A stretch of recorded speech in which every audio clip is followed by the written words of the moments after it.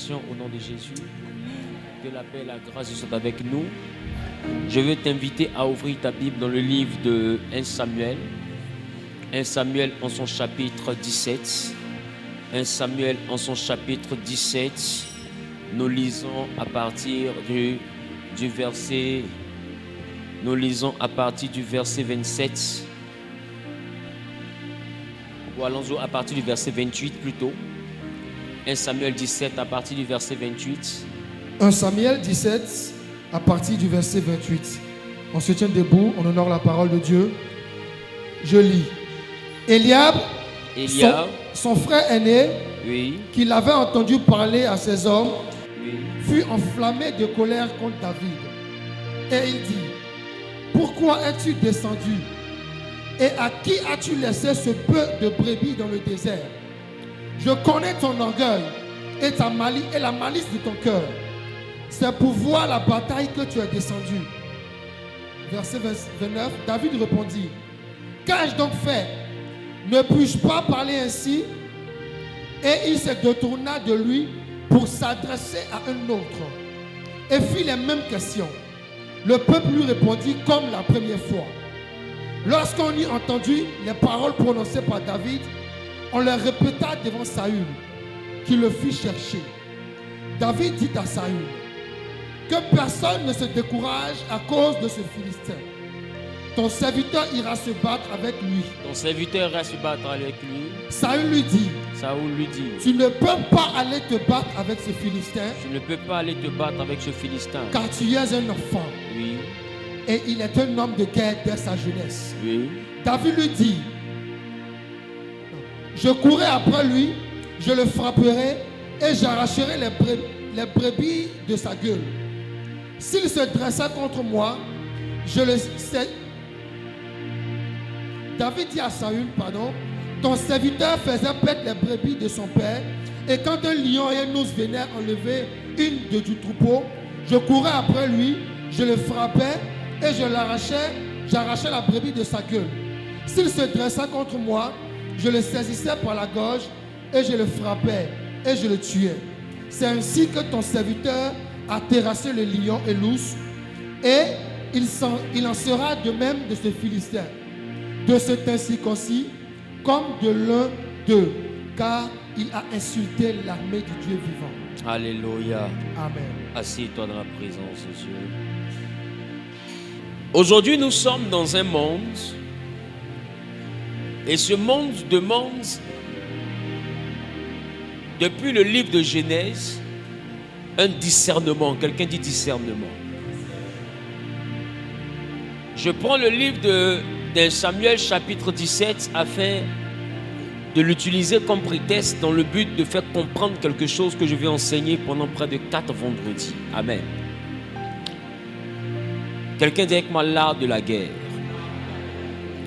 Vous savez, en Genèse, quand Dieu a créé les cieux et la terre, et qu'en 6 jours, il a tout créé, et qu'il a même créé un homme à son image et à sa ressemblance, la Bible me dit que quand Dieu va créer l'homme, il va dire à l'homme: domine. Amen. Domine et assujettis. Quelqu'un dit domine et assujettis. Vous savez, si j'étais à la place d'Adam et que je me retrouvais dans un monde où j'ai été créé, je suis seul, et qu'on me demande de dominer, j'allais demander à Dieu: dominer sur qui? Parce que pour qu'il y ait domination, il faut qu'il y ait opposition. Je vais faire comprendre à quelqu'un: l'opposition n'existe pas parce que le péché existe. L'opposition existe avant que le péché n'existe. Non, ne pense pas. Je ne suis pas venu parler de ton état avec les erreurs que tu as. Je suis venu te parler de la réalité du monde dans lequel nous vivons. Nous vivons dans un monde où tout s'obtient par le combat. Nous vivons dans un monde où tout s'obtient par la domination. Nous vivons dans un monde où nous devons dominer. Et de par l'expérience, j'ai appris que quiconque ne domine pas est dominé. J'ai appris par l'expérience avec Dieu qu'il n'y a donc pas de milieu. Soit tu es dominé, soit tu domines.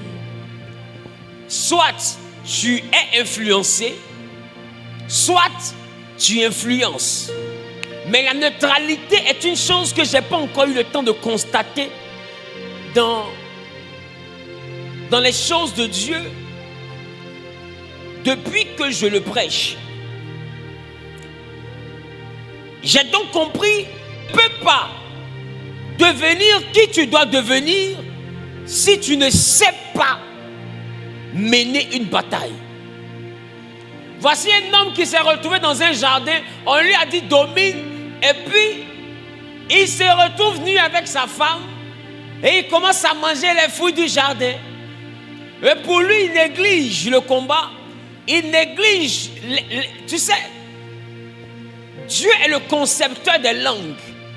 Donc quand lui, il utilise un mot, ce mot-là veut dire tout ce que ça veut dire. Est-ce que je parle à quelqu'un? Quand lui te dit, rien ne pourra te nuire, rien là signifie tout ce que lui conçoit comme étant rien.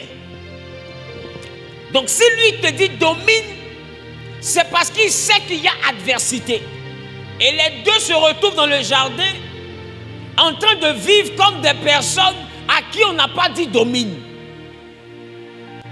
Comme des personnes qui se disent que la vie est normale, tout est cohérent, et d'ailleurs tout va bien. Et on voit des personnes qui ne croient pas au combat, qui ne croient pas aux réalités du monde spirituel. Quand tu les vois, ils essaient de tout expliquer avec l'intellect, tu les essaies de tout expliquer avec l'expérience, ils essaient de tout expliquer avec soi-disant la sagesse.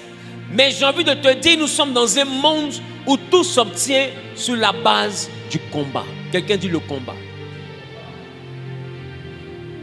Même pour venir au monde, la science nous a appris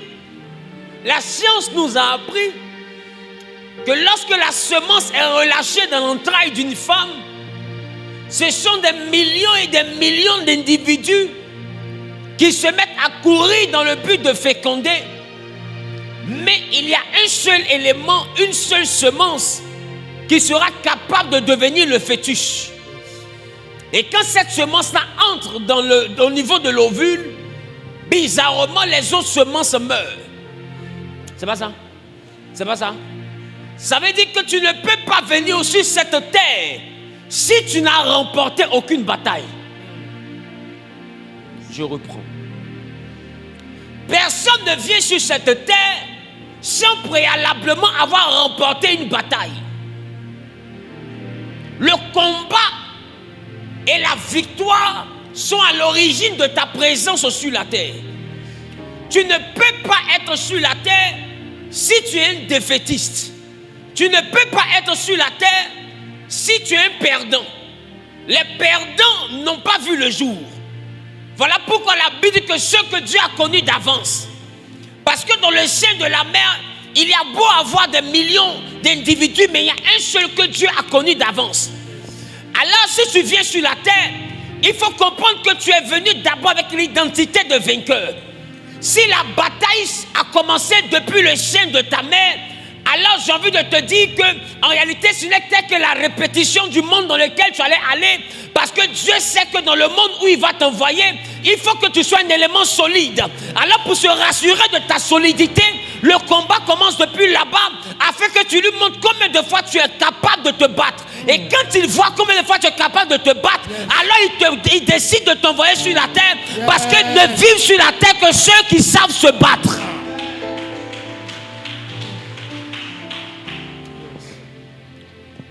Ne vivent sur la terre que ceux qui savent se battre. Dis à ton voisin, ne vivent sur la terre que ceux qui savent se battre. Donc ne pense pas que tout viendra à toi de manière normale. Ne pense pas que tout viendra à toi de manière simple. Le combat est l'art du combat, l'art de la guerre est la chose qui te permettra de triompher. Et d'ailleurs, quand Jésus est venu, notre référence à nous, il dit ne croyez pas que je sois venu. C'est ça? C'est ça? Est-ce qu'on peut essayer de voir ça? Il dit ne croyez pas en Matthieu chapitre 10, le verset 34. Il dit quoi? Matthieu chapitre 10, verset 34. Oui. Ne croyez pas que je sois venu apporter la paix sur la terre. Je ne suis pas venu apporter la paix. Vous voyez, quand Jésus arrive, tout le monde se dit, ah, on l'appelle Shalom. Donc ça veut dire qu'il vient apporter la paix. Maintenant, celui-ci qui on comptait pour apporter la paix, lui vient nous dire qu'il y a un principe que lui ne va pas bannir. Ça veut dire qu'Adam a combattu, il a échoué. Tout le monde a combattu son combat. Maintenant, quand Jésus arrive, Jésus sait que nous serons tentés de croire qu'à cause de lui, il n'y aura plus de combat. Il dit, hé, dis à ton voisin, hé. Il dit, ne crois pas. Ça veut dire, ne t'imagine pas. Ne pense pas. Il ne faut même pas te faire d'illusions. Et la notion du combat. Je ne suis pas venu pour que tu aies la paix. D'ailleurs, moi, je suis venu pour aggraver la guerre.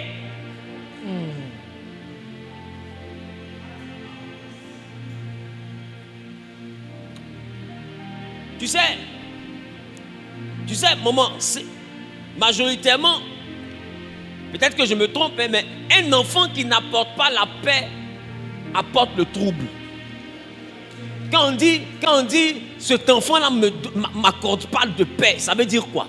Ça veut dire que cet enfant-là est un problème. Ça veut dire, à peine on finit de régler ici, il a déjà blessé quelqu'un, il faut aller demander pardon. On finit de régler là-bas, ils sont en train de le convoquer à la justice. On finit de régler là-bas, on dit c'est lui qui a volé chaussures de son camarade. On finit de régler là-bas, on dit il a arraché gourde de quelqu'un à l'école. C'est quel enfant ça? Il dit, je ne suis pas venu apporter la paix. Et bizarrement, il n'a pas voulu te dire la guerre. Mais il te dit, je ne suis pas venu apporter la paix, mais il est venu t'apporter l'épée. Oh, l'épée est un instrument de guerre. Ça veut dire qu'il te dit, je ne suis pas venu apporter la paix, mais indirectement, je suis venu te donner de quoi pouvoir faire la guerre.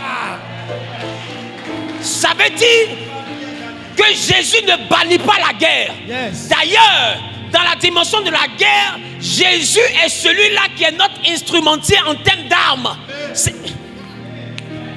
Il est venu nous donner une épée. Il dit, je suis venu vous donner l'épée. C'est ça? Yes. Poursuis, il dit quoi? Car je suis venu mettre la division. Oh! Assieds-toi bien. On dit Jésus est venu pour unir. Maintenant, lui, il te dit, je suis venu mettre la division entre l'homme et son père. Je suis venu mettre la division entre l'homme et son père. C'est que Jésus est venu pour élever le niveau du combat. Il dit désormais, on ne va plus se battre avec les voisins. Le combat sera entre un père et son fils. Toi qui ne sais pas, quand on te dit, il y a des parents qui ne veulent pas la réussite, ou il y a des parents qui veulent détruire, tu te dis, mais les gens là, ils aiment trop voir les sorciers dans les familles des gens. Tous les jours, c'est eux qui voient la sorcellerie. Écoute, on ne voit pas la sorcellerie. La sorcellerie n'a pas besoin qu'on la voie. Yes. Dis à ton voisin, la sorcellerie n'a même pas besoin qu'on la voie. Tu sais, elle n'a pas besoin que tu la vois pour exister. Jésus dit, il est venu apporter la division entre le père et le fils. Maintenant, ma question, le père là, il est comment et puis on ne sait pas de son fils. Là, ça fait 1. Numéro 2, le fils là lui-même, il est comment et puis il est opposé à son père. Maintenant, ma question, les deux mêmes sont comment et puis Jésus donne l'épée pour te protéger de l'autre. Pourquoi Jésus te donne une épée et il te dit ça te sépare de ton père, ça veut dire qu'il veut qu'à un moment donné, le fils soit équipé, parce qu'il y a des moments où le combattant, il y a des moments où celui qui va t'attaquer ne sera pas le voisin, mais ça sera ton père. Il y a des moments où celui qui va t'attaquer ne sera pas la voisine, mais ça sera ton enfant. Il y a des moments.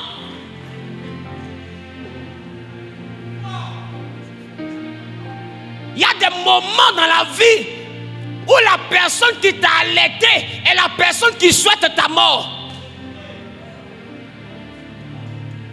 Et Jésus te dit, je ne sais pas bien lire, il faut lire s'il te plaît. Car je suis venu mettre la division entre l'homme et son père, entre la fille et sa mère. Dis avec moi, la fille et sa mère. Quel est le rapport encore qu'il y a entre la fille et la mère? Mais il poursuit, il dit quoi? Entre la belle-fille et sa belle-mère. Maintenant, toi, tu veux que forcément ta belle-mère t'aime la même. Toi-même, faut voir. On dit eux-mêmes, ils sont de même famille, ils ont pris épée les uns contre les autres. C'est toi qui es quitté d'une autre famille là. C'est toi, ils vont louper. Yes.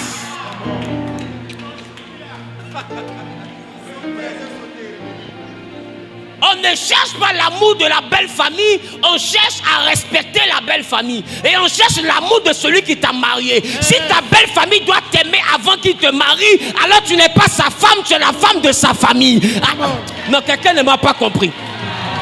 Si.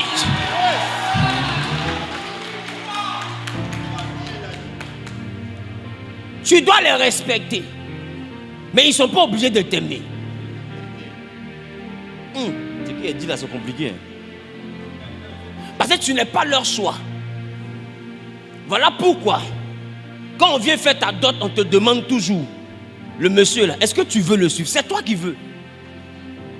Et nous là, nous on va avec lui parce que toi tu veux.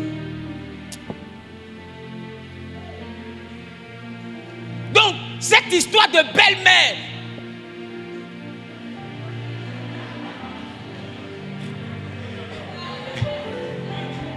cette histoire de belle-mère n'a pas commencé ici. Jésus, il a déjà prophétisé que la belle-fille doit avoir une épée, la belle-mère aussi doit avoir une épée. Ça veut dire que les deux là. Dis avec moi, il y a combat. La fille doit avoir une épée, la maman doit avoir une épée. Dis avec moi, il y a combat. Il y a combat. Le fils doit avoir une épée, le papa doit avoir une épée. Dis avec moi, il y a combat. Il y a combat. Maintenant, est-ce que tu sais est-ce que tu vois qu'il y a un combat que Jésus n'a pas listé? C'est le combat où le mari a une épée et puis la femme aussi a une épée.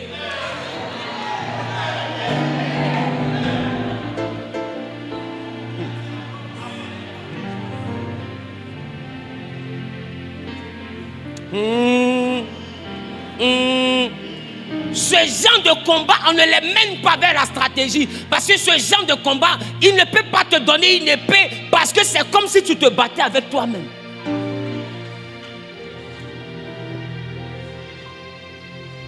J'ai compris avec Dieu que dans ce genre de combat, on ne prend pas l'épée, mais dans ce genre de combat, on prend l'alliance. Aïe, aïe, aïe, aïe, aïe, aïe, aïe. Mais t'inquiète pas, on va développer ça dans l'art de la guerre. Parce que quand quelqu'un avec qui tu fais une chair se lève contre toi, comment tu fais pour rester debout?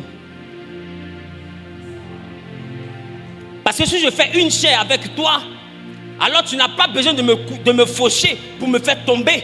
Pour me faire tomber, tu as besoin de te coucher. Je reprends. Qui comprend ce que je viens de dire?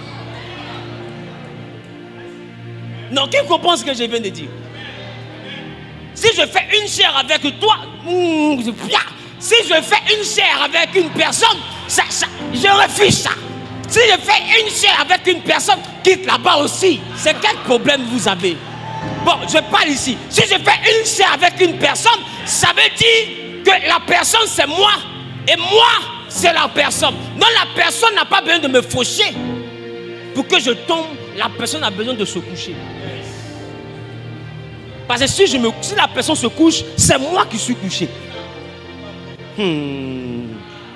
Dans ce cas-là, comment te battre? Comment te battre quand le sorcier est en toi? C'est pourquoi je vous dis que c'est tout un art que j'ai appelé l'art de la guerre. Parce que beaucoup parmi vous, vous sortez détruits de vos combats. Parce que deux fois c'est un meilleur ami qui s'est levé, vous ne savez pas vous défendre.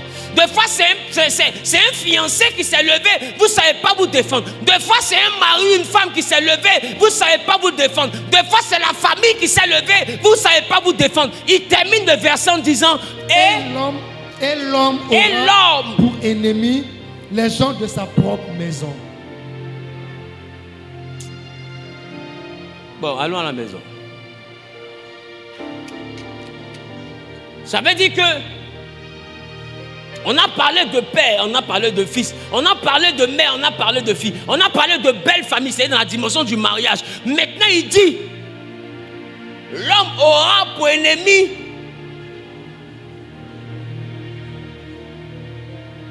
je reprends. Quoi? Reprends. Et l'homme aura pour ennemi les gens de sa maison.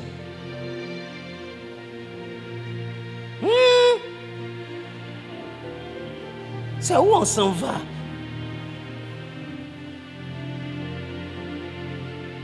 Les gens de quoi? De sa maison. Ça veut dire que, au fait, il a pris les extrémités pour que tu comprennes l'ampleur de la guerre. Parce que si un père est capable de se lever contre un enfant, et un enfant est capable de se lever contre son père, et une mère est capable de se lever contre sa fille, et la fille est capable de se lever spirituellement comme physiquement contre sa mère, ça veut dire que dans la maison là même, là, c'est déjà la pagaille. Ça veut dire qu'entre frères même, vous n'allez pas vous louper.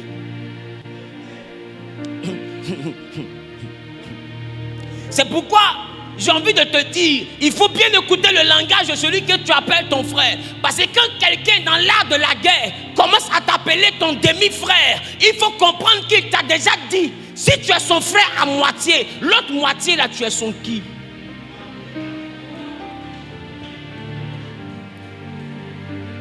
Quand quelqu'un dit que moi je suis son demi-frère, automatiquement je le bloque. Parce que soit tu es mon frère, soit tu n'es pas mon frère. Mais son demi là, ça veut dire quoi? Bon.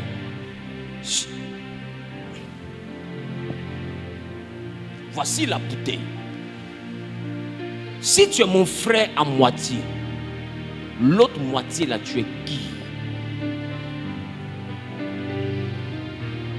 Est-ce que vous comprenez?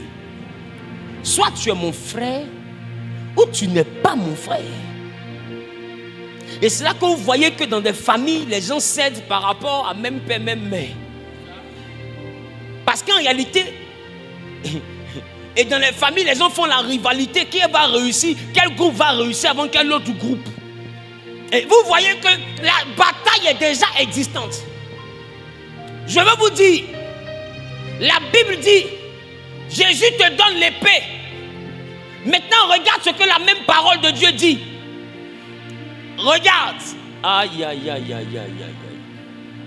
J'aime la parole de Dieu. Qui aime la parole de Dieu? Regarde ce que la Bible dit.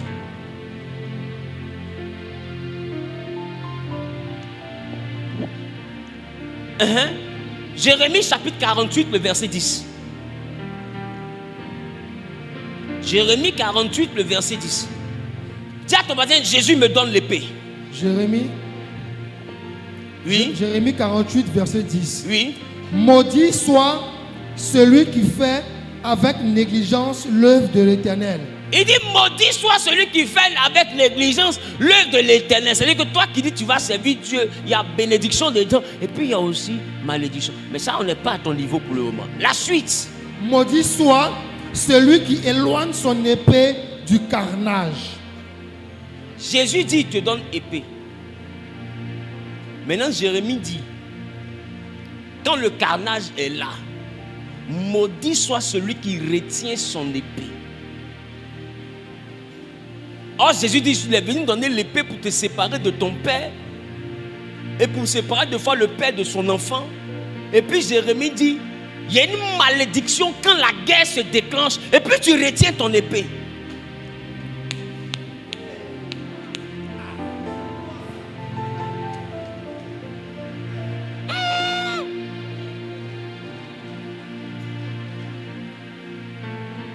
Et puis regarde, il dit, maudit soit celui qui éloigne son épée. Il dit, du carnage. C'est quoi le carnage? Le carnage, c'est l'extermination. Et le massacre. Est-ce que vous savez que le premier roi d'Israël, appelé Saoul, a été vomi à cause de ça? On lui a dit, détruis tout. Il a détruit tous les Amalécites. Il a laissé le roi qu'on appelait Agag. Et il a laissé les jolis moutons, les jolis bœufs et ceux qui peuvent être esclaves. Samuel lui a dit, est-ce qu'on ne t'a pas demandé de tuer tout le monde? Il dit, non monsieur, ils sont bien portants. Dieu prend-il plaisir au sacrifice qu'à l'obéissance? Voilà comment Saoul va perdre la royauté. Qu'est-ce que la Bible est en train de dire? La Bible est donc en train de dire qu'il y a une dimension du combat où il n'y a pas de compassion.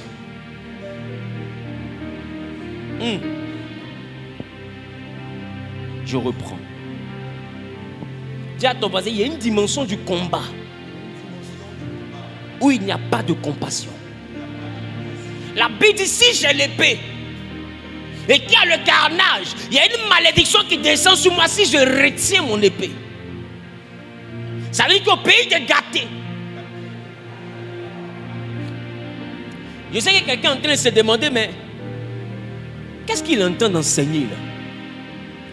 Je ne t'enseigne pas le langage d'en bas.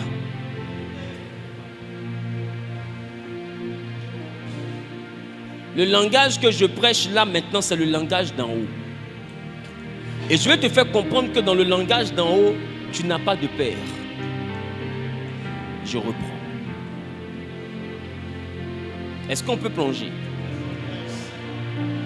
Dans le langage d'en haut, tu n'as pas de père. Dis, pasteur, explique-moi.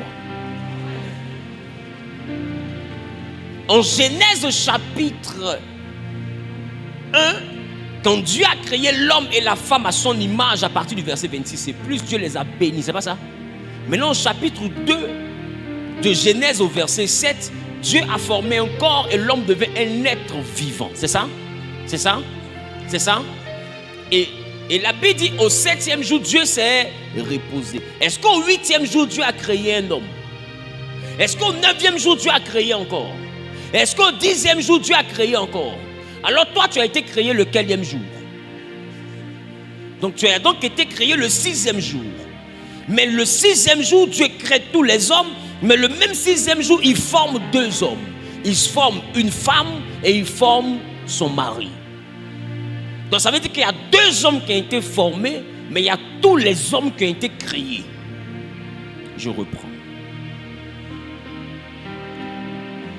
La notion de père et la notion de fils existent dans la dimension de la nativité. Mais dans le monde spirituel, la notion de père et de mère n'existe pas dès l'instant que tous les esprits qui ont été créés ont existé le même jour. Ça veut dire que dans le monde spirituel, nous avons tous le même âge. Alors comment quelqu'un fait pour être ton père si tu as été créé le même jour que lui? Il est ton père parce qu'il a été formé avant toi. Or dans le monde spirituel, ce n'est pas le monde du physique. Donc ce n'est pas le monde de la formation. C'est le monde du spirituel, donc c'est le monde de la création. Alors dans la dimension de la création, tu peux voir une mère qui a allaité un enfant se lever contre lui parce que dans le monde spirituel, ce n'est pas son enfant. Donc je ne sais pas si je parle à quelqu'un.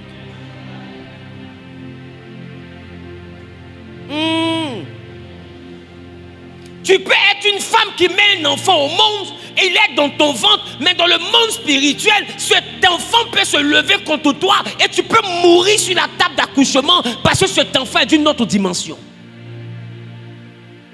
Tu as mis son corps au monde, mais tu n'as pas mis son esprit au monde. Tu ne peux pas mettre un esprit au monde. Donc tu es le père du corps, mais tu n'es pas le père de la dimension spirituelle.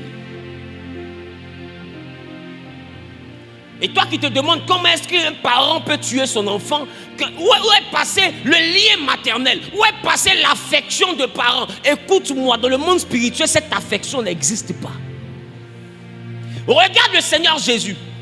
Je vous ai dit ici dimanche dernier qu'il est 100% homme par la nativité, mais il est 100% Dieu par la dimension du Saint-Esprit en lui. Qui se rappelle de ça? Mais quand le Saint-Esprit rentre en lui et qu'il commence à exercer l'office spirituel, vous voyez que dans le livre de Jean, chapitre 2, aux noces de Cana, on a dit il était à la fête et sa mère était là. Bizarrement, ce que sa mère lui a demandé, il a fait. Qui se rappelle? Maintenant, un autre jour, là, si tu remarques, il n'était pas en train de prêcher. Il était invité à une fête. Et il était assis en train de manger. Non, il ne prêchait pas. Exactement, il était dans sa dimension humaine. Non, c'est pourquoi il dit l'heure n'est pas arrivée. Parce que l'heure arrive quand il quitte l'humanité que sa divinité se déclenche. Il dit l'heure n'est pas arrivée. Parce que là, on est en tant qu'invité. Si j'étais en train d'opérer, alors le miracle pourrait se faire. Mais là où je suis assis, on n'est pas dans les conditions pour que ce que tu demandes se produise. Et en tant que mère, elle est exigée. Et plus tard, il est exécuté. Mais ce que je t'envoyais à remarquer, c'est qu'un autre jour, il y avait la foule autour de lui. Et ce jour-là, il enseignait. Il était en train de prêcher. Qui était là ce jour-là? Et on a envoyé les gens venus l'appeler pour dire, maître, ta mère et tes frères t'appellent. Puisqu'il est dans une dimension d'en haut, regarde la réponse qu'il donne. Il dit, qui est ma mère? Et il dit, qui sont mes frères? Et regarde comment il redéfinit ses frères. Il dit, mes frères et ma mère sont ceux qui sont en train d'écouter la parole et qui la mettent en pratique. Ça veut dire que dans le monde spirituel, il avait une autre famille. C'est pourquoi physiquement, quelqu'un peut être ton père. Mais dans le monde spirituel, s'il appartient à une confrérie, dans le monde spirituel, eux, ils sont ses frères. Toi, tu es un étranger. Dans le monde spirituel, si on dit c'est ton fils, il va dire, qui est mon fils? Qui est mon fils et qui est mon frère? Si ce ne sont que ceux qui sont dans la même confrérie que moi. Dans le langage d'en haut, la notion de mère est reniée. La notion de frère est reniée. Ne sont frères et mères que ceux qui appartiennent à ta confrérie. Voilà pourquoi dans le Seigneur nous sommes des frères. Parce que dans le Seigneur nous sommes aussi dans une confrérie. Une union de plusieurs frères. C'est pourquoi... Aïe, aïe, aïe, aïe, aïe, aïe.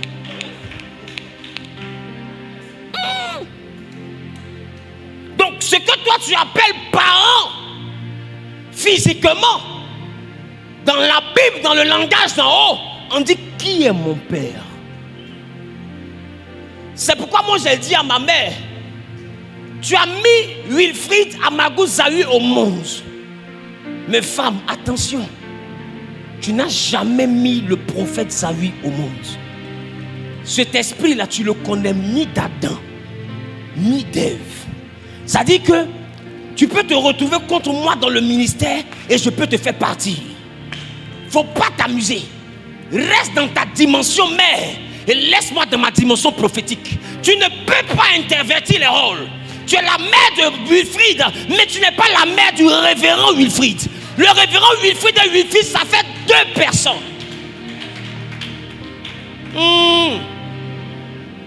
Dans le langage d'en bas, Myriam est la sœur de Moïse. Aaron est le grand frère de Moïse. Dis-moi, c'est dans le langage d'en bas. Mais quand il monte dans le langage d'en haut, Moïse est prophète. Et Dieu l'a établi pour Dieu. Et Aaron est son prophète. Et son langage d'en haut, ils ne sont pas frères et sœurs. Dans le langage d'en haut, Moïse est un Dieu. Et Aaron n'est qu'un prophète. Myriam elle-même, c'est une prophétesse. Et ils ne sont pas dans la même dimension. Alors, eux, ils se permettent de regarder la dimension d'en bas pour parler à Moïse pendant que Moïse est dans la dimension d'en haut. Et ils disent, toi, tu te prends pour qui? Toi, tu te prends pour qui? Tu dis qu'on ne marie pas les femmes étrangères. Et puis toi, tu dois te permettre de prendre une femme étrangère. Tu penses à toi ce que Dieu parle ici?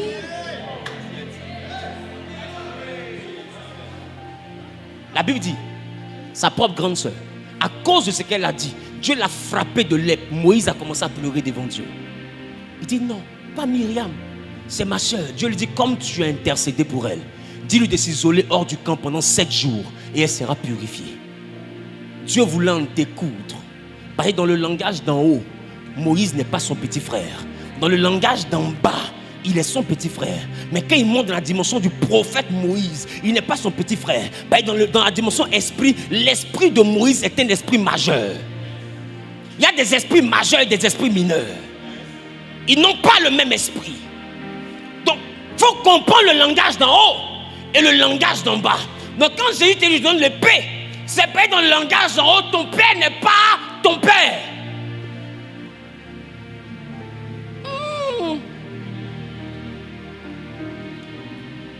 Ton père ou ton enfant, s'il appartient à une confrérie, est plus membre de la confrérie que membre de ta famille. Si sa confrérie lui demande de donner tes trompes, il va donner tes trompes. Il oubliera que tu es sa mère. Si la sorcellerie demande à ta maman de te donner, elle te donnera. Elle oubliera que tu es son enfant. Dans le langage d'en haut, il n'a pas le même entendement que le langage d'en bas. Et quand je te parle de l'art de la guerre, c'est parce que quand nous vivons sur la terre, nous vivons en même temps dans les deux mondes. En même temps qu'on est en bas, en même temps on est en haut. Il y a des moments où en bas et en haut s'entremêlent. On ne sait plus trop faire la différence. Mais ce qu'on ne comprend pas, c'est comment des gens qui s'aiment en bas peuvent se combattre en haut. C'est parce que vous ne séparez pas les eaux d'en bas avec les eaux d'en haut. Voilà pourquoi Dieu a séparé au commencement les eaux d'en bas des eaux d'en haut. Parce que ce qui est d'en bas réfléchit à la mentalité d'en bas. Mais ce qui est d'en haut comprend la vie selon là-haut. C'est pourquoi tu dois séparer le physique du spirituel. Ton père physiquement est différent de ton père dans le ciel.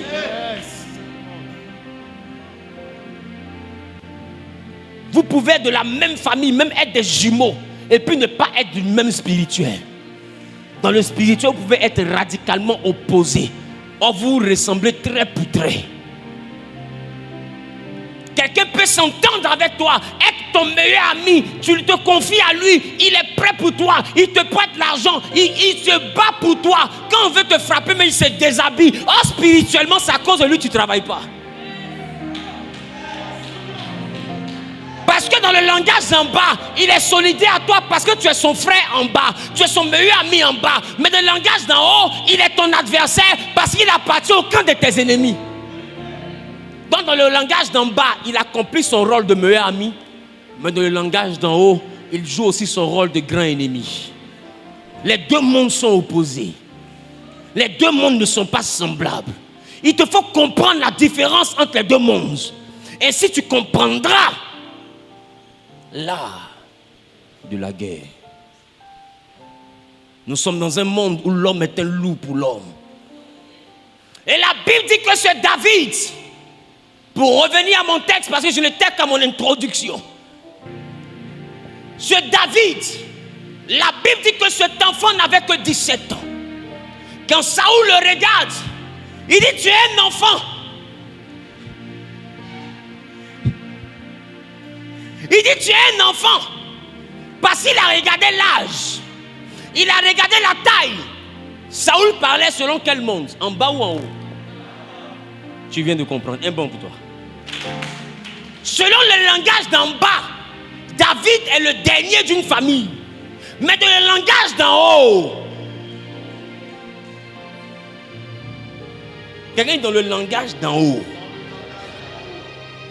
Et Saoul dit, ce Goliath que tu veux te battre avec lui, il a mené des batailles depuis sa jeunesse. Il a trop d'expérience. Tu ne peux pas faire face à un tel adversaire. Parce que ce qu'il ne sait pas, c'est que les batailles de Goliath sont des batailles d'en bas. C'est en bas. Dis avec moi, c'est en bas. C'est en bas, on fait ya. Tout ça, la diète, c'est en bas. En haut, là-bas, la coup de poing, c'est sueur. Il y a un homme qui a été giflé par un monsieur. Et le monsieur lui dit, je t'ai fait quoi? Et il se joue les gros bras. Il dit, tu ne me demandes pas pardon. Il dit, je ne demande pas pardon. Il dit, dans ce cas, le soir, on va reprendre la bataille. Le lendemain, le monsieur a été trouvé mort. Et le vieillard est venu, il dit, tu n'as pas dit que tu avais force. On s'est battu là, est-ce que tu t'es réveillé? Parce que la veille, tout le monde était témoin quand il disait, on va se battre le soir. Le langage d'en haut, dans le langage d'en haut, tu dors mais tu te bats. Voilà comment tu dors et puis on te poursuit la nuit. Tu cours jusqu'à tu te réveilles à 3h du matin, tu regardes sur le plafond, ils écrivent à suivre. Toi-même, faut voir.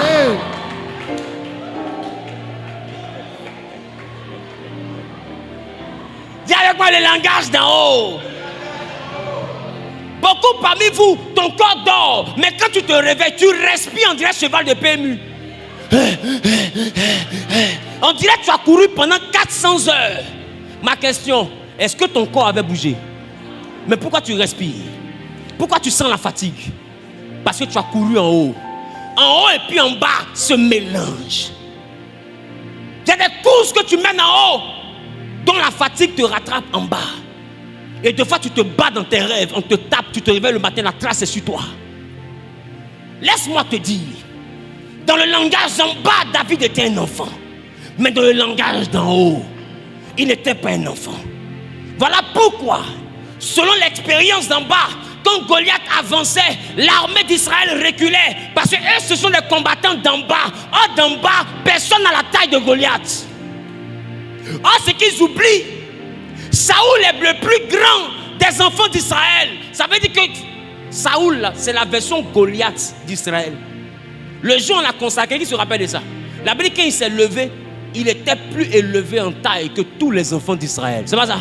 C'est que Saoul était grand. Normalement, si on dit qu'il y a un grand qui vient se battre contre le pays des coups, qui vient devant? C'est Saoul, on doit le pousser pour dire va, parce que vous avez même taille. Mais Saoul recule. Et qui décide de partir? David. Mais David a quelle taille? La Bible dit que c'est un homme de petite taille. Pour ceux qui ne savent pas, David a raté né. Je vous dis la réalité. David a raté né. Tu vois quand quelqu'un a raté né, tu vois comment il est petit d'une manière. David a raté né. Donc imagine un gars qui a raté né devant un géant. Voilà pourquoi quand Goliath l'a vu, Goliath l'a insulté. Il dit, mais Israël se fout de moi. Envoyez-moi un soldat.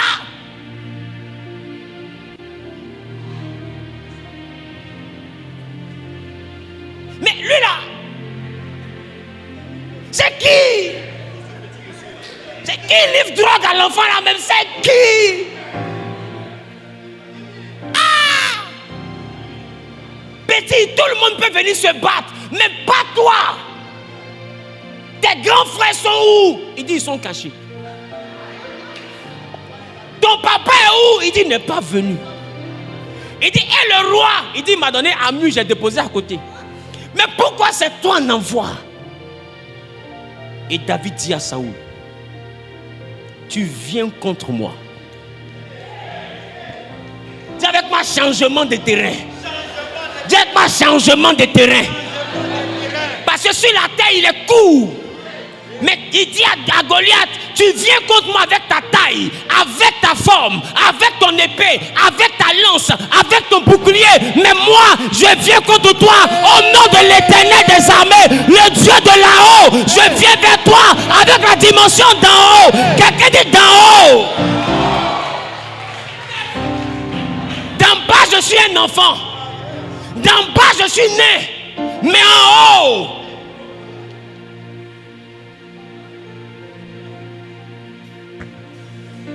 quand on arrive dans la dimension d'en haut, est-ce que toi tu peux m'appeler né?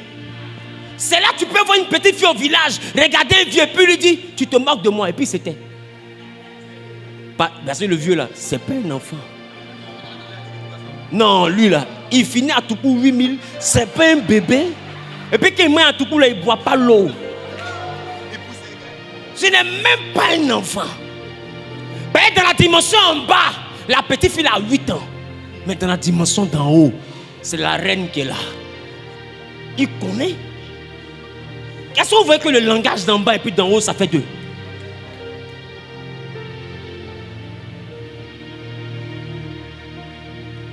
Et la Bible dit, David a déclenché la dimension d'en haut. Il dit, moi je viens contre toi au nom de l'Éternel des armées. Oh, l'Éternel des armées, c'est le Dieu de là-haut. C'est-à-dire que David a laissé le combat d'en bas et il a ramené le combat en haut. Nous sommes des aigles. Quelqu'un dit, nous sommes des aigles. Est-ce que vous voulez que je vous parle des aigles? Quand l'aigle veut tuer sa proie, l'aigle ne se bat jamais en bas. L'aigle récupère sa proie en bas et l'envoie en haut. C'est pour dire que si les gens t'attaquent en bas, ne te bats pas en bas, récupère-le en bas, envoie-le en haut. Quelqu'un n'a pas dit amen, ça me dérange. Quelqu'un n'a pas dit amen, ça me dérange.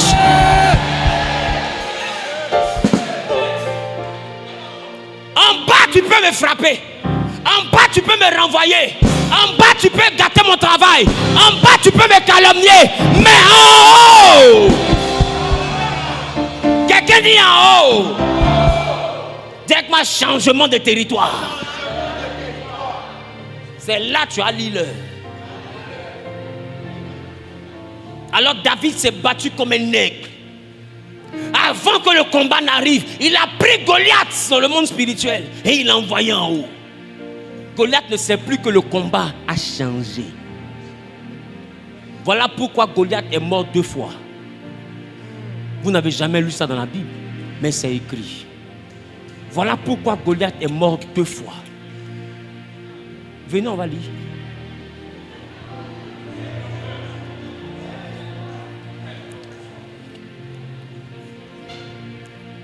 Verset 50.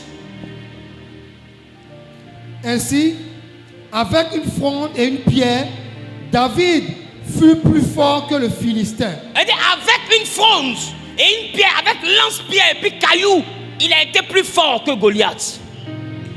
Poursuis. Il le terrassa. Il a terrassé, c'est-à-dire qu'il est tombé, c'est pas ça? Et lui ôta la vie. Et lui ôta la vie. On dit à l'aide de quoi? Une fronde. D'une fronde et d'une pierre. Et on précise, sans avoir d'épée à la main. Sans épée à la main. C'est-à-dire que sans épée à la main, Goliath est mort. C'est ça, non? C'est ça. C'est ça, hein? Yes. Tu es sûr que c'est ça? Yes. Ça veut dire, avec lance-pierre, Goliath a été terrassé. Il est tombé du haut de ses 6 mètres. Il est tombé par terre. Et la Bible dit, il est mort. Et David, quand David l'a tué, David n'avait pas d'épée à la main. C'est ça, non? Poursuis. Il courut. David maintenant court. Dis quoi, il court. S'arrêta près du Philistin. Il arrive auprès du Philistin. Se saisit de son épée. Il prend l'épée de Goliath. Il tira du fourreau. Il enlève du fourreau. Lui le tua et lui coupa la tête. Il le tue et il coupe sa tête. Goliath est mort combien de fois? 2 fois. Il est mort une première fois sans épée. Et il est mort une deuxième fois par l'épée. Qu'est-ce que je m'apprête à te dire? Ce que je m'apprête à te dire, c'est que la première mort de Goliath était due à l'altitude. David a tué Goliath en haut avant de l'achever en bas. Et c'est comme ça que les gens font. Ils vous attaquent dans le monde spirituel. Tu es déjà mort dans le monde spirituel. Et puis dans le monde physique, 2 mois après tu meurs. Il te tue d'abord en haut et après il te tue en bas. Tout Goliath qui se respecte meurt 2 fois.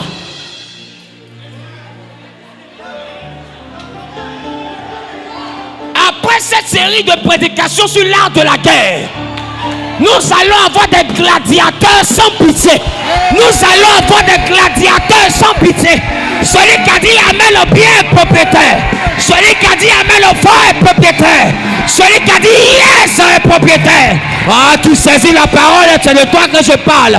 Tu saisis la parole, c'est de toi que je parle. Au nom de...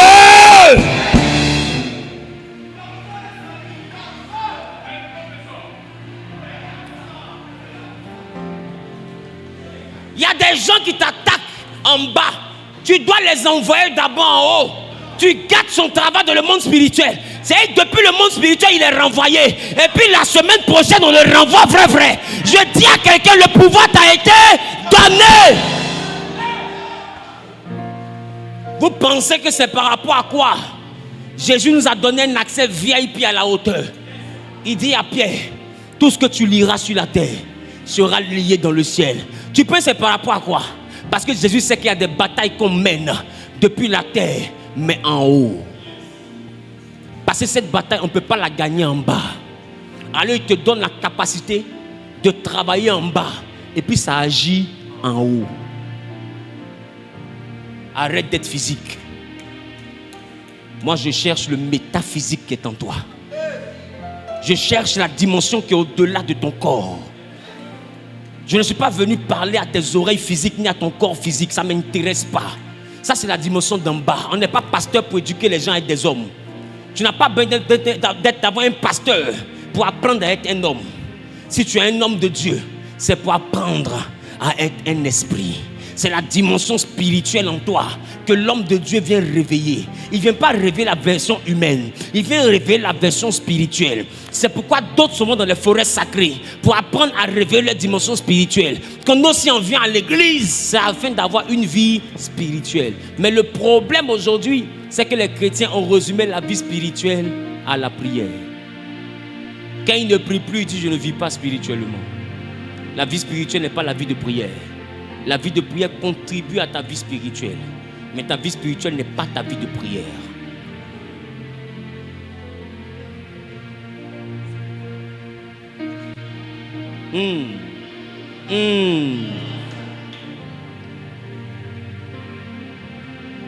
Tu vis spirituellement parce que tu arrives à vivre au milieu des esprits. Tu es un homme ou tu es une femme parce que tu as une pièce d'identité. Donc on te reconnaît parmi les hommes. Tu as une identité. On sait tu es le fils de qui? On sait tu habites où? On sait tu fais quoi? Et tu arrives à me voir parce que je suis aussi un homme. Tu arrives à voir ton quartier parce que ton quartier est dans la dimension d'en bas.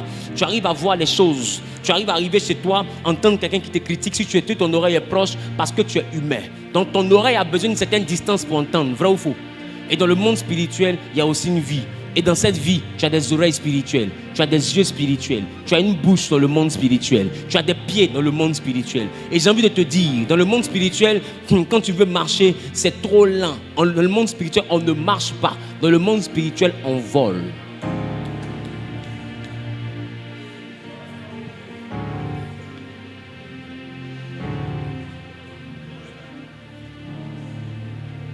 Je ne suis pas venu parler aux enfants spirituels. Et j'ai envie de te dire, je prêche et puis des gens qui sont plus élevés que toi comprennent et puis ils sont d'accord, ils d'accordisent. Dans le monde spirituel, on ne marche pas. Dans le monde spirituel, on vole. Va dire à quelqu'un, c'est Zahü qui a dit ça. Voilà pourquoi ta grand-mère peut être au village et puis elle arrive en France pour faire du mal à ta cousine. Tu es sûr qu'elle a marché? Si elle marchait là, elle est arrivée à quelle heure? Et Jésus même te l'a dit. Il a dit à Nicodème, personne ne peut voir le royaume s'il ne naît d'eau et d'esprit. Et il dit à Nicodème, est-ce que tu ressens le vent? On ne sait d'où il vient, ni où il va. Ainsi sont ceux qui sont nés de l'esprit. Ils sont comme le vent. Maintenant ma question, est-ce que le vent marche? Le vent souffle. Ça veut dire que nous nous déplaçons dans le vent. Je ne sais pas si quelqu'un comprend ce que je dis. On dit que quand tu nais d'en haut, tu es comme le vent. Voilà pourquoi la Bible déclare qu'il fait de ses serviteurs et de ses servantes des vents. La Bible sait de quoi elle parle. Et voilà pourquoi vous avez remarqué dans le livre de 1 Roi, chapitre 17 et plus, vous allez remarquer l'histoire d'un homme qu'on appelle Élie le Tishbite. Il a dit n'allait pas pleuvoir pendant 3 ans et demi. Qui se rappelle de ça? Et un autre, il monte sur la montagne et il prie pendant, à la 7e fois, on voit un nuage sous forme d'une main. Qui se rappelle de ça? Et il dit à son serviteur, son fils spirituel, va dire au roi de monter sur son char car il souffle un vent qui annonce la pluie. Qui se rappelle de ça? Et le roi avait un char et le roi a couru sur son char. Le char est comme un véhicule aujourd'hui. C'est-à-dire que le roi avait voiture. Et la Bible, pendant que le roi partait, Élie n'avait pas de char. Élie est descendu de la montagne. La Bible, il a pris sa ceinture, il a attaché ses reins. Et la Bible, Élie a commencé à courir. Mais la chose qui est bizarre, le roi arrive à l'entrée des Israël et il trouve Élie devant la ville. Or, pendant qu'il était sur son char, il n'a pas vu Élie le dépasser. Je t'explique ce qui s'est passé. Harry Potter. Ça veut dire que pendant que Akab partait sur son char, Élie a attaché sa ceinture et il a commencé à courir. Et pendant qu'il courait, il s'est mêlé au vent.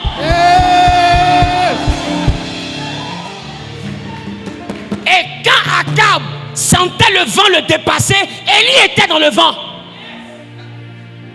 Et il arrive devant la ville, Élie est là. Ma question, comment quelqu'un peut quitter Port-Boué avec une voiture, mon frère? Il te laisse au rond-point à Kouaba. Vous partez au plateau, à la place de la République. Toi, tu es en train de rouler. Vous passez tous sur l'autoroute. Tu ne le vois pas te dépasser à pied. Tu arrives à la statue de la place de la République. Il a arrêté là, il t'a arrêté là, il t'a arrêté là. Ça veut dire quoi? Ça veut dire quoi? Explique-moi ça. On dit ceux qui sont nés de l'esprit sont comme le vent.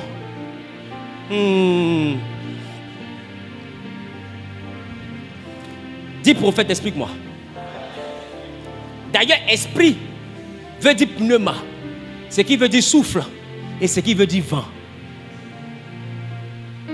Donc esprit c'est le vent. Oh. Quand Dieu a formé l'homme, il a mis son esprit où? Il a soufflé où? Il a soufflé où? Dans tes narines, c'est l'eau qui sort. C'est quoi?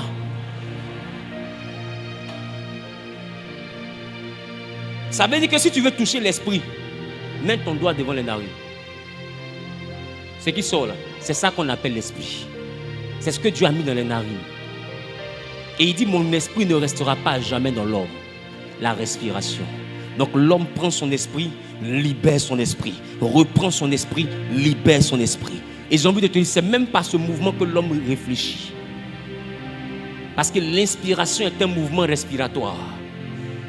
Dans la respiration, il y a 2 mouvements. Il y a expirer, qui est le symbole numéro 1, de faire sortir l'air des poumons vers l'extérieur. Mais c'est aussi le symbole aussi de mourir. Quand quelqu'un meurt, on dit il a expiré. C'est pas ça? C'est pas ça? Et 2, il y a l'inspiration. Numéro 1, c'est la capacité à prendre l'air de l'extérieur vers l'intérieur. Numéro 2, être inspiré, c'est être fertile dans la pensée. Maintenant, ma question. Pourquoi inspirer est semblable à la fertilité de la pensée? Parce qu'au début, l'Esprit de Dieu se mouvait au-dessus des eaux.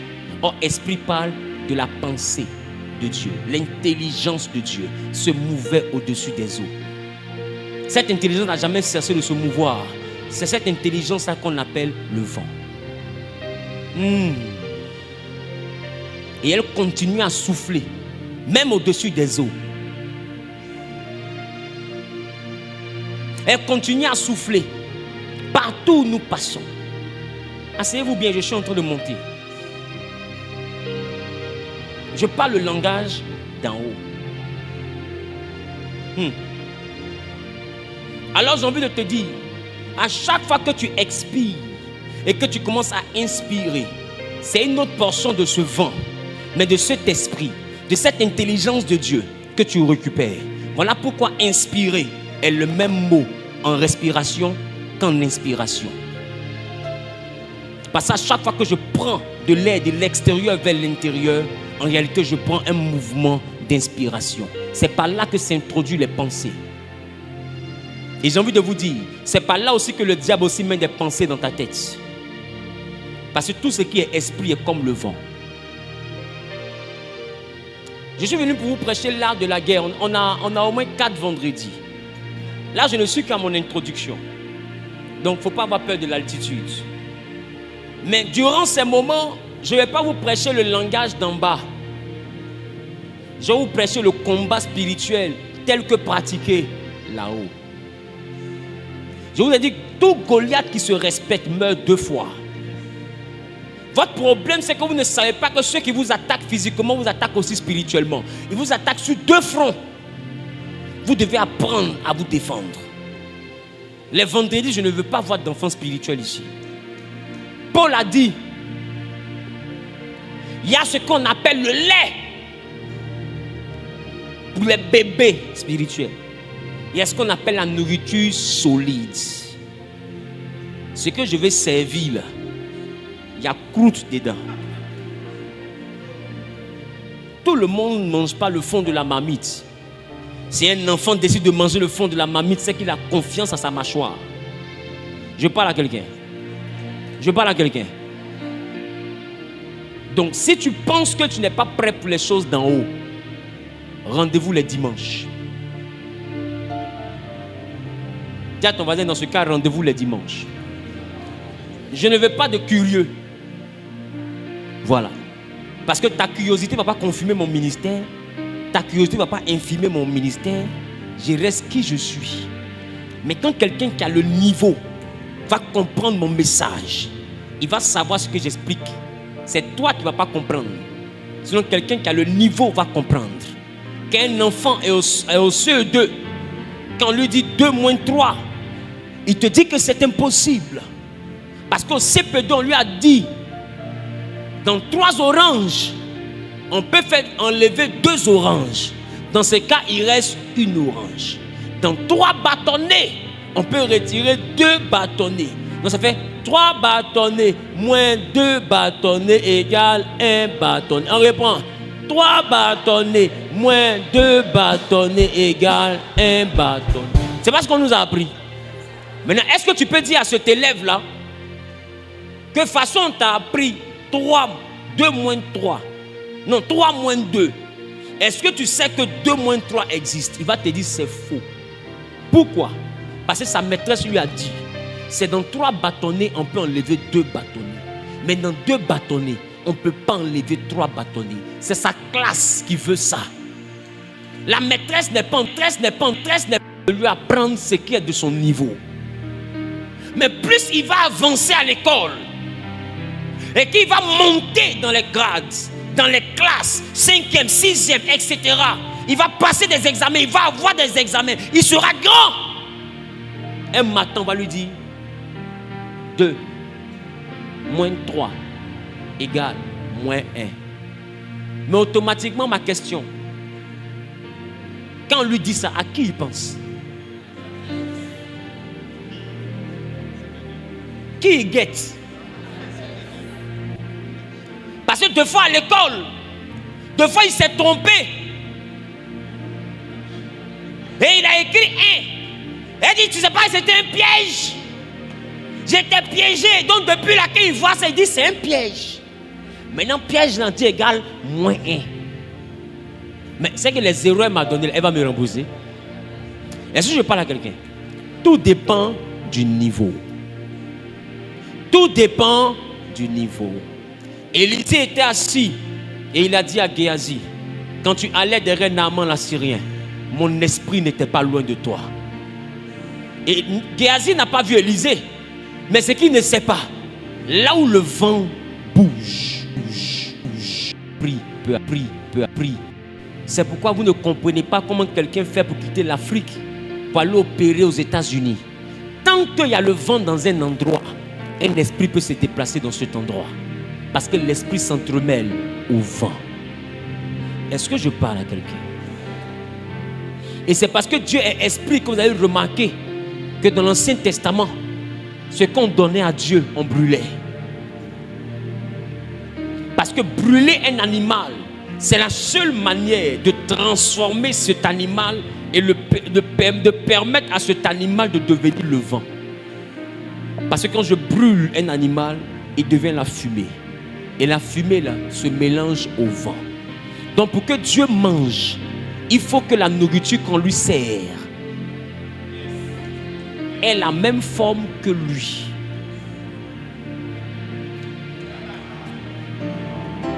Voilà pourquoi dans l'Ancien Testament, il y avait des holocaustes. Parce que l'holocauste, c'est l'offrande qu'on brûle, mais qu'on donne à Dieu. Et vous allez remarquer que Dieu, pour manger l'holocauste, ne prenait pas sa bouche, mais Dieu prenait son nez.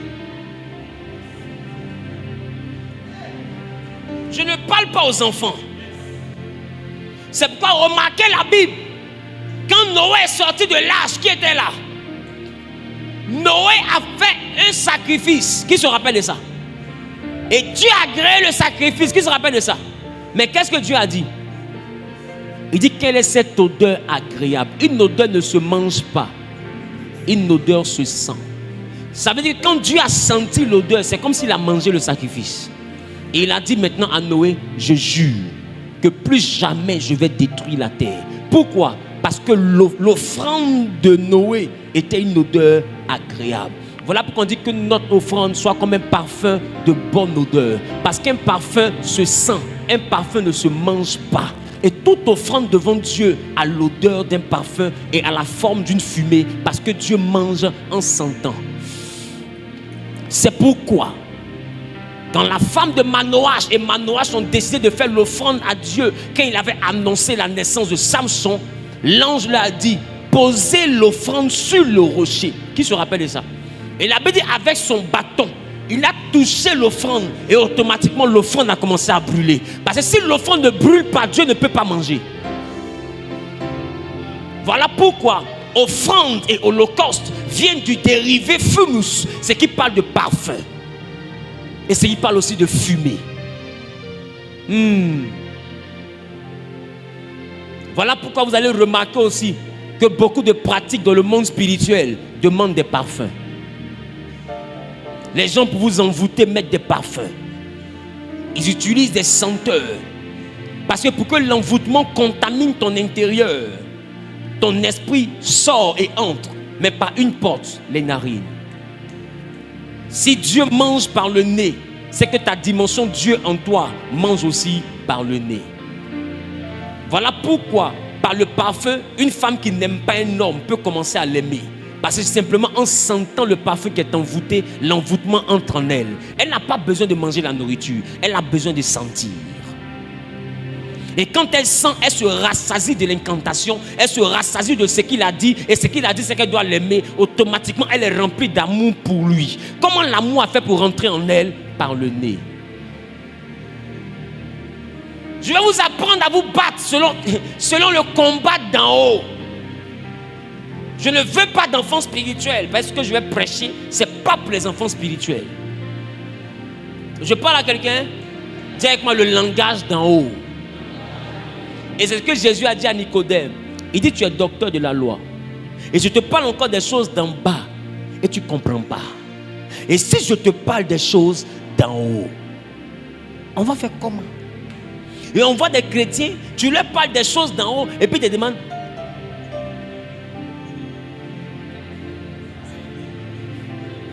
ça là, c'est écrit où?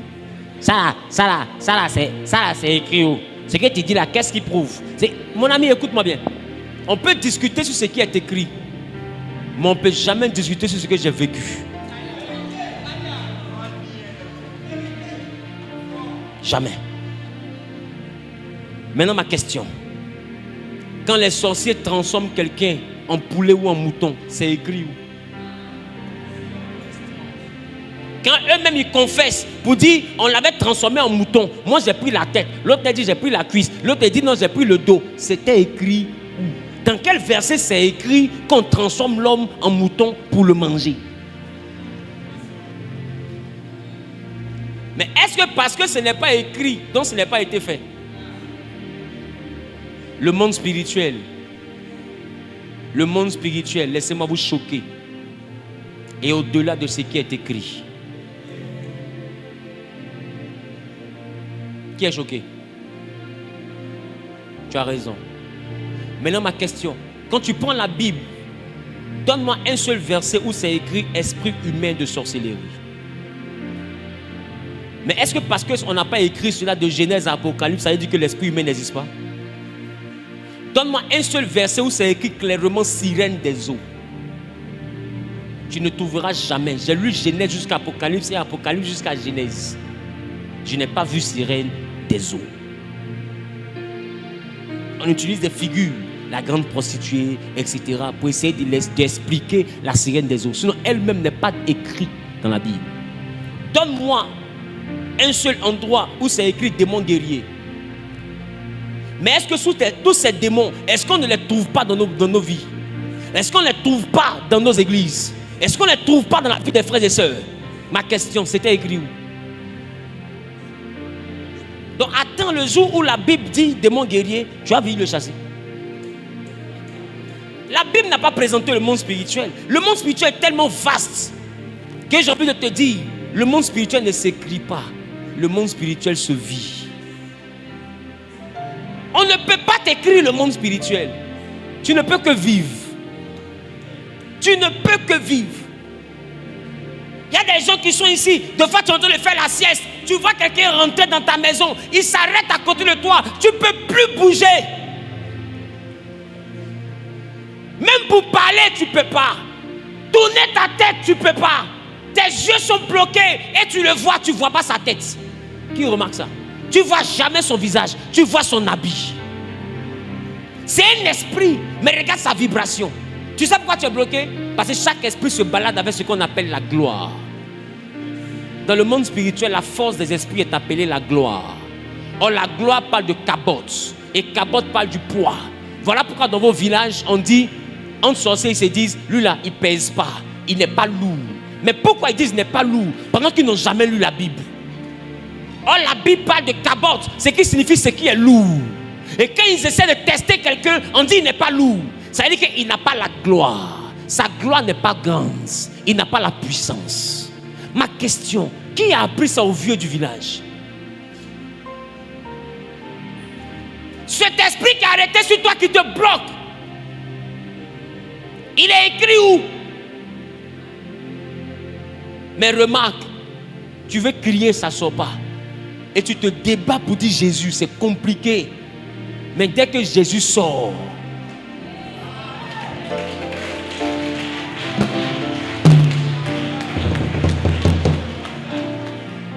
on n'a pas besoin d'écrire le nom des esprits.